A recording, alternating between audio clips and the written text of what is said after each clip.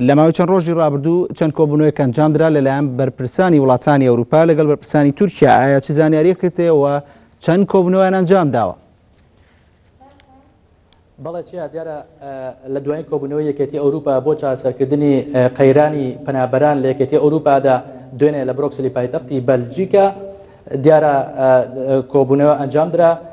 لە کۆبوونەوەکەدا دیارە لەسەر چەند خاڵێک ڕێکەوتن. دیارە یەکێک لەو خاڵانە کە لە کۆنگرێکی ڕۆژنامەنووسیدا دۆناڵد تۆسک سەرۆکی ئەنجومەنی یەکێتی ئەوروپا ڕاگەیاند کە بڕیاریان داوە کە بە فەرمی بۆ بێزکردنی یاخود کۆنتڕۆڵکردنی سنووری نێوان یەکێتی ئەوروپا و تورکیا بەو پێی کە لە ماوەی ڕابردوودا ژمارەیەکی زۆر لە پەنابەر لە ڕێگەی خاکی تورکیاوە هاتوونەتە ناو خاکی ئەوروپا کە بەپێی ئەمریکان زیاتر لە 600,000 پەنابەر تەنیا لە ئەم ساڵدا هاتوونەتە ناو خاکی ئەوروپاوە.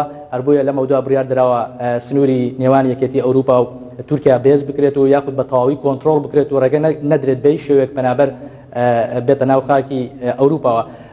خاڵی دووەم دیارە بۆ هاوکاریکردنی یاخود پشتگیری مادی یەکێتی ئەوروپا کە لە تورکیا دەکات بۆ پێی لە ئێستادا زیاتر لە 2 میلیۆن پەنابەر لە خاکی تورکیادا ژیان بەسەر دەبن.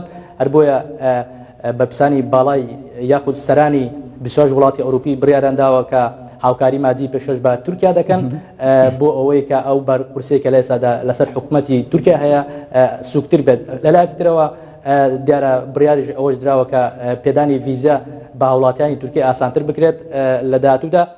آخر خاڵش دیارە لە کۆبنەوەکە باز لەوە کرا یاخود ژان کلۆد سەرۆکی کۆمیسیۆنی ئەوروپا لە کۆنگرەیەک ڕۆژنامەنووسیدا باسی لەوە کرد کە بڕیاریان داوە لەسەر پرسی باندامبوونی تورکیا لە یەکێتی ئەوروپادا ئەم کۆبوونەوە یاخود کۆبوونەکانی داهاتوو قسەی زیاتری لەسەر بکرێت و بۆ ئەوەی کە تورکیا بە شێوەیەکی فەرمی بکرێت بە ئەندام لە یەکێتی ئەوروپا. هەروە دوایین شتیش کە ئەنجەلا مەرکل بڕیار لە هەفتەی داهاتوودا سەردانی تورکیا بکات و لەگەڵ بەرپرسانی باڵای تورکیا لەسەر پرسی پەنابەران کۆ بێتەوە.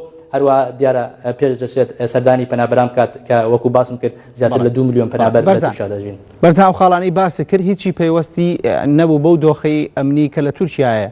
ئایا بەرپرسانی یەکێتی ئەوروپا هیچ بابەتێکیان سەبارەت بە دۆسی کورد و ئەو کێشانەی کە لە ئێستا لە ناوخۆی تورکیایە باس کردووە؟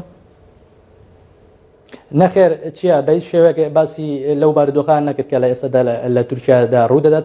تەنیا کۆبوونەوەکە باسکردن بوو لەسەر چارەسەرکردنی قەیرانی پەنابەران لە یەکێتی ئەوروپا یاخود بێزکردنی ئەو سنوورەی کە لە ئێستادا لە نێوان تورکیا و یەکێتی ئەوروپادا هەیە بۆ پێی کە وەکو باسم کرد لە ماوەی ڕابردووە ژمارەی هەرە زۆری پەنابەران لە ڕێگەی خاکی تورکیاوە هاتوونەتە خاکی ئەوروپا. هەر بۆیە لە ئێستادا سەرانی وڵاتانی ئەوروپی بیریان لەوە کردوێتەوە باشترین چارەسەر بۆ ئەوەیە کە کۆنتڕۆڵی سنوورەکانی نێوان تورکیا و یەکێتی ئەوروپا بکرێت و بۆ پێی دەتوانرێت کەمکردنەوەی قوربانی پەنابەران کەم بکرێتەوە.